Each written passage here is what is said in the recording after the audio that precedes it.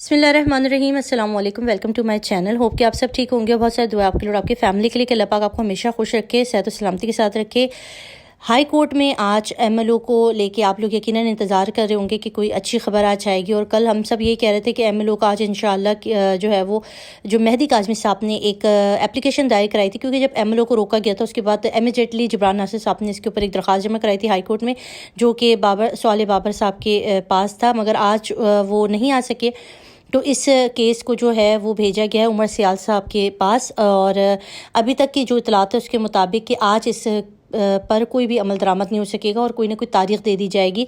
12 बजे के बाद का टाइम रखा गया है समात का, और उसमें ज़ाहिर है एक न्यू जज को सुनने में, ये सारी चीज़ें पता कराने में जो है वो इतना पता नहीं होता, तो फिर वो यही कहेंगे कि आगे डेट ले लें, और जब आपके जो जज साहब हैं वो आएंगे तो वो आपकी सारी केस सुन लेंगे। तो बस आज भी एमएलओ पे जो है वो कुछ ख़ास नहीं हो सका। बड़ी उम्मीद है और अल्लाह पाक देखे ये मामलात किस तरफ जा रहे हैं, किस तरह से इसके ऊपर डेट पे डेट और किस तरह की चीज़ें हो रही हैं। जो चीज़ें हम शुरू से जिस चीज़ को मना करते आ रहे हैं ना, मुझे लग रहा है ये केस उसी तरफ जा रहा है। आप समझ गए होंगे।